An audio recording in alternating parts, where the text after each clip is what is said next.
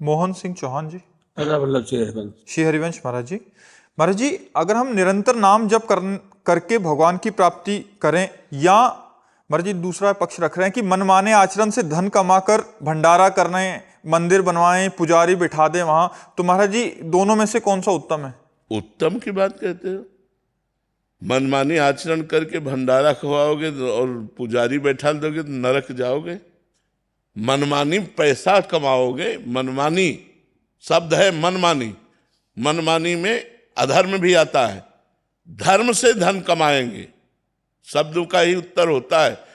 धर्म अर्थ काम मोक्ष, धर्म से धन कमाएंगे और कम से कम खर्चा करके हम दूसरों को खवाएंगे, दूसरों की सेवा करेंगे, ठाकुर जी को विराजमान करके, और हम सेवा पूजा करवाएंगे और स्वयं भगवान का चिंतन करेंगे, भगवान की कथा सुनेंगे।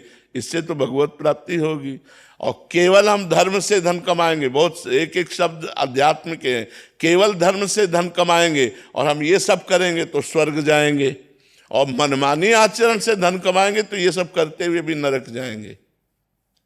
जैसे आप 10 लाख रुपए पापाचरण से कमाए और 1 लाख रुपए संत को दे दिए, और वो संत जब वो 1 लाख रुपए प्रयोग करेगा तो उसकी बुद्धि भजन में नहीं लगेगी, तो आपका वो पाप तो बना ही, और संत का भजन न कराने का वो पाप बना, दोनों तुम्हें नरक ले जाएंगे। धर्म से जो दान शब्द है वो है कि धन मेहनत से कमाया, धर्म से कमाया, तो 100 रुपए में 10 रुपए दे सकते हो किसी को, 90 रुपए तुम प्रयोग करो और 10 रुपए किसी गरीब को, बीमार को, किसी को भी दे सकते हो। ये तुम्हारा दान बढ़िया रहेगा, धर्मयुक्त रहेगा। मनमानी आचरण से तो ये भूल कर रहे हैं जो लोग मनमानी पापाचरण करके सोचते हैं कि हम दे देते संत को तो वो नरक जाओगे, और उस संत की भी बुद्धि भ्रष्ट हो जाएगी और आपको भी नरक जाना पड़ेगा। ममता शर्मा जी। राधे राधे महाराज। राधे राधे महाराज जी। महाराज जी, क्या संतान से सुख की आकांक्षा करना अनुचित है? नहीं, संतान सुख की आकांक्षा और संतान से सुख की आकांक्षा गृहस्थ धर्म में करना ही चाहिए। जब महाराज दशरथ जी के बहुत समय तक पुत्र नहीं हुआ तो चिंतित हुए ना, चिंतित होकर के ऋष्य श्रृंग ऋषि को बुलाया गया, फिर पुत्रेष्टि यज्ञ हुई, फिर भगवान श्री राम, भरत, लक्ष्मण, शत्रुघ्न इनका प्रादुर्भाव हुआ। तो संतान सुख की आकांक्षा करना और संतान से सुख की आकांक्षा करना ये गृहस्थ धर्म से युक्त है, ना कि परमार्थ से। परमार्थ से तो हमारा कर्तव्य है, यदि संतान उत्पन्न हो जाती है तो उसको दुलार करना, पढ़ाना, लिखाना, उसका ब्याह करना, लेकिन सुख भगवान से चाहना। परमार्थ का स्वरूप है सुख सिंधु भगवान से सुख चाहना और भावे रखना, नाथ सकल संपदा तुम्हारी, मैं सेवक समेत सुत नारी। ये परिवार सब कुछ प्रभु आपका है, मैं आपसे ही सुख चाहती हूँ, ना कि पुत्र से। अगर हम संतान से सुख चाहेंगे और कल वो प्रतिकूल चलेगा, बच्चा प्रतिकूल हो गया, तो हमारा पूरा जीवन दुखमय हो जाएगा, नरक में हो जाएगा। लेकिन हमने संतान से सुख चाहा ही नहीं, भगवान से सुख चाहा, तो हमें प्रसन्नता होगी कि ठीक है, हमारे कोई प्रारब्ध कर्म ऐसे हैं पूर्व के जिससे पुत्र रूप में आकर ही हमको प्रतिकूलता और दुख देता है, लेकिन सुख तो भगवान देंगे ना। हम प्रारब्ध भोग लेते हैं और भगवान का चिंतन करते हैं तो उससे आनंद की प्राप्ति हो जाएगी। अगर हम केवल पुत्र के ही भरोसे रहेंगे तो पुत्र नाशवान है, और पुत्र प्रकृति के अधीन त्रिगुण माया से युक्त है, वो हमें सुख नहीं दे पाएगा। गृहस्थी में ये रहता है पुत्र की आकांक्षा और पुत्र से सुख की प्राप्ति की आकांक्षा। नागेंद्र यादव जी, आजमगढ़ से। राधे राधे महाराज जी। महाराज जी, पलटूदास जी महाराज कहते हैं कि पलटू लिखा नसीब का, संत देत हैं फेर, सांच दिल नहीं आपना, तासे लागे देर। महाराज जी, इस कलयुग में संत दर्शन का फल क्या है महाराज जी? ये कह रहे हैं कि पलटूदास जी। कलयुग क्या, हर युग में पहला तो साधारण फल, संत दरस जिम पातक टरई। संतों के दर्शन मात्र से जो किए हुए पाप हैं वो नष्ट हो जाते हैं।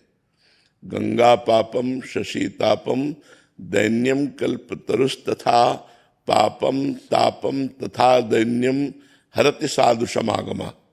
गंगा जी केवल पाप को नष्ट करते हैं, चंद्रमा ताप को नष्ट करता है, कल्पतरु दरिद्रता को नष्ट करता है।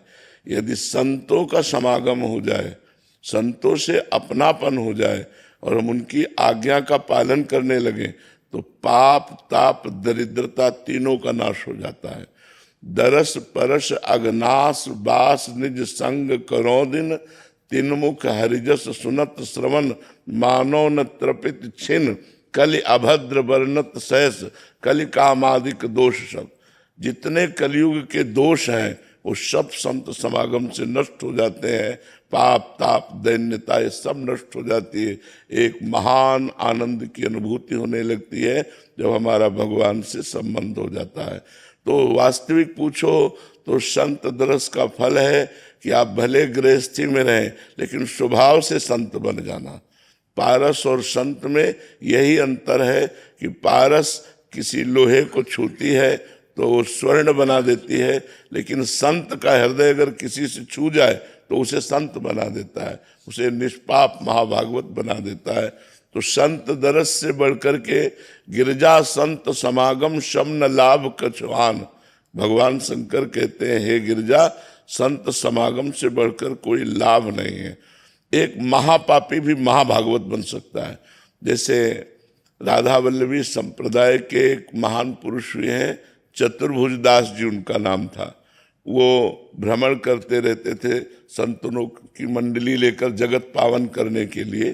तो एक जगह वो भगवत कथा कह रहे थे, तो उसमें एक धनी मानी के यहाँ चोरी करके चोर भगा। तो राज कर्मचारियों ने पीछा किया तो बहुत बड़ी सभा लगी हुई थी, वो बीच में जल्दी से जाके बैठ गया। राज कर्मचारी ने देखा तो इधर गया, लेकिन उन्होंने विचार किया यहाँ संत समागम में चोर क्यों रुकेगा, तो वहां से क्रॉस कर गए। और उस समय कथा चल रही थी कि जो संतों की शरण में आ गया और उनसे गुरु दीक्षा ले ली, उसका नया जन्म हो जाता है, पीछे के सारे पाप नष्ट हो जाते हैं। वो उसके दिमाग में बात बैठ गई। जब सब लोग चले गए तो पीछे उठा और जाकर के प्रणाम किया और बोला, महाराज, पहली बार मैं जिंदगी में किसी संत के आगे हाथ जोड़ रहा हूं। आपकी एक बात सुनकर, आपने कहा कितना भी बड़ा पापी हो, यदि वो संत समागम करे, संतों की शरण में हो जाए, संतों से गुरु दीक्षा ले तो निष्पाप हो जाता। क्या मैं निष्पाप हो सकता हूं? मैं जीवन भर हिंसा चोरी व्यभिचार गंदे आचरण करता रहा, तो उनका हो सकते हो। पहला नियम, झूठ नहीं बोलोगे। दूसरा नियम, अब चोरी नहीं करोगे। तीसरा नियम, जो नाम देंगे उसको जप करोगे, आज से तुम निष्पाप हो जाओगे। तो उसने कहा अभी दे दो, आज हमारा मन बदला है आपकी दीक्षा की बात सुनकर, कल पता नहीं मन राजी हो कि ना राजी हो, आज आप दे दो। तो उनका अभी दे देंगे। ऐसे जो सीरियस मरीज होते हैं उनका तुरंत उपचार किया जाता है। उन्होंने तुरंत कंठी मंगाई, मूड मुड़वाया, 12 तिलक लगवाए और उसको गुरु दीक्षा दे दी। पहली बात, आज से तुम्हारा नया जन्म हो गया। अब तुम्हें झूठ नहीं बोलना, निरंतर नाम जप करना है, सावधानी से अब जीवन व्यतीत करो तो तुम्हारे सारे पाप नष्ट हो गए। दूसरे दिन वो तिलक लगा करके कंठी पहन करके वैसे जा रहा था, तो राज कर्मचारियों ने देखा है तो चोर, तुरंत पकड़ लिया, बंदी बना लिया उसे और राजा के सामने ले गए और जिस धनी आदमी के यहाँ चोरी की थी उसको सामने पेश किया। धनी आदमी ने कहा यही है, ये मूड मुड़वा लिया है, कंठी बांध लिया है, लेकिन चोर यही है जिसने कल हमारा सामान चुराया था। राजा ने पूछा, क्यों भाई, आप वैष्णव तिलक धारण किए हुए हो, आपने चोरी की? उनका साहब इस जन्म में नहीं की। बोले ये कह रहा कल चोरी की और ये कह रहा इस जन्म में चोरी नहीं की। तो सत्य का निर्णय करने के लिए उसमें एक प्रक्रिया थी। लोहे का गरम जलता हुआ फार, उसको हथेली पे पीपल की पत्ती रख करके और 7 बार कच्चे धागे से ऐसे करके और उसके हाथ में रखा जाता था और 7 कदम चलवाया जाता था। अगर धागा जल गया हाथ जल गया तो झूठा, अगर धागा भी नहीं जला, हाथ भी नहीं जला तो सच्चा। अब चोर को कहा गया कि तुम कोई परीक्षा देनी पड़ेगी, बोले पक्का दूंगा। वो प्रक्रिया की गई, उसने मन में विचार करके गुरु के चरणों में प्रणाम किया, कहा गुरुदेव आपने कहा था कि दीक्षा लेने के बाद नया जन्म होता है, मैं उसी बात को कह रहा हूं कि जोर से बोला, मैंने इस जन्म में कोई पाप नहीं किया, और 7 कदम चला, बिल्कुल नहीं जला, फेंक दिया, लोहे का फार फेंक। राजा ने कहा इसको मृत्यु दंड दो, जो ये धनी मानी है ऐसे संत पर चोरी का इल्जाम लगाता है, इसे मृत्यु दंड। तो उसने कहा महाराज उसको भी मृत्यु दंड मत दो, क्योंकि वो भी सही कह रहा है। बोले अब तो मान ही नहीं सकते क्योंकि प्रमाण हो गया कि आप सही बोल रहे हो। बोले महाराज मैं कल चोर था, आज नहीं चोर, कल चोर था आज। तो बोले तुमने कहा इस जन्म में पाप नहीं किया। बोले हाँ गुरुजी ने कहा था दीक्षा लेने के बाद नया जन्म होता है, तो मैंने इस जन्म में पाप नहीं किया। राजा बड़े प्रसन्न हुए और उन्होंने कहा अपने गुरुदेव के दर्शन कराओ। फिर वो चतुर्भुज दास जी के दर्शन करके वो भी उनका शिष्य हो गया। तो देखो संत दर्शन से घोर पापी नीच आदमी भी भगवान को प्राप्त हो सकता है, पक्की बात, इसमें कोई संशय नहीं है। संत दर्शन से संत स्वयं बन जाए तो सच्चा संत दर्शन माना जाता है। हमारे गंदे आचरण छूट जाए, हमारी गंदी भावनाएं सुधर जाए, हमारा नाम जब चलने लगे, हमें संसार के भोगों की चाह न रह जाए, यही संतों के दर्शन का फल है। किसका प्रश्न था, आप समझ पाए प्रभु? अमोल जी पुणे से। राधे राधे। राधे राधे महाराज जी। महाराज जी श्री गुरु की दीक्षा और अनुग्रह में क्या अंतर है? वैसे गुरु दीक्षा ही अनुग्रह है यदि हम उसको मान लेते हैं तो। अगर गुरु दीक्षा को हम गुरु कृपा मान लेते हैं, क्योंकि गुरु जी का जो जीवन होता है वो मंत्र होता है, नाम सुकृत धन अपनी जीवन अतिहित मान देत वरदान, वृंदावन हित बलिपद पावन, भक्ति प्रकाशत ज्यो जग भान, नमो नमो गुरु कृपा निधान, नमो नमो गुरु कृपा निधान। गुरुदेव ने नाम रूपी मंत्र रूपी अपनी पूरी जीवन शक्ति दे दी आपको। इससे बड़ा अनुग्रह क्या होगा? अब हम क्या करें? उस नाम का निरंतर जप करें तो प्रतिपल हमें गुरु कृपा का अनुभव होगा। अब नाम जपते नहीं, मनमानी आचरण करते हैं तो फिर गुरु अनुग्रह प्राप्त नहीं हुआ। गुरु अनुग्रह वही माना जाएगा जब नाम और मंत्र मिला और उस पर हम डट के चल दिए, फिर आगे चलकर अनुग्रह होता है। एक बार काफ़ी समय हो गया गुरु जी की सेवा में रहते हुए, तो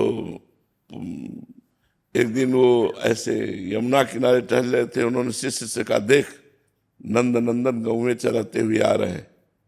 उनका गुरु जी हमको तो नहीं दिखाई दे रहा। तो ऐसे चुप देख ना, दिखाई देने लगा। तो जब गुरु सेवा और गुरु भजन और गुरु में समर्पण, तो दिव्य लीलाओं का दर्शन गुरुदेव कृपा करते हैं जब तन मन प्राण गुरुदेव के चरणों में समर्पण हो जाते हैं। कृपा तो उसी दिन से शुरू हो गई जिस दिन से उन्होंने नाम मंत्र दिया। पर जब तक हम नाम मंत्र नहीं जप करेंगे तब तक कृपा का अनुभव, कृपा का साक्षात स्वरूप है भगवान का साक्षात्कार हो जाना। जैसे हम एक उदाहरण में बताते हैं, एक बहुत बड़ी संत हुई हैं करमेती बाई जी। उनके पिता व्यासदेव जी थे। वो भगवान की कथा कहा करते थे।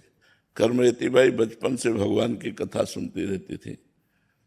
एक दिन एक चोर, जिसके माता पिता ने शिक्षा दी थी कभी कथा न सुनना, और वो वहीं से गुजर रहा था, तो वो वर्णन कर रहे थे, आज भगवान श्री कृष्ण को यशोदा मैया ने सोने का हार पहनाया। सोने का हार? वो तो चोर था।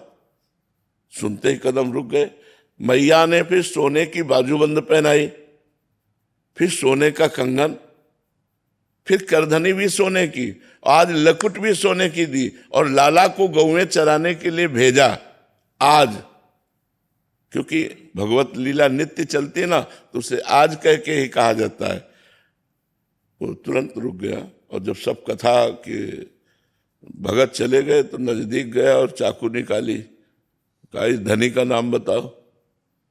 देखो गुरु कृपा तुम्हें बता, समझ गए। बोले ये हटाओ तुम चाकू, तुम इस धनी को क्या करोगे? बोले लूटेंगे।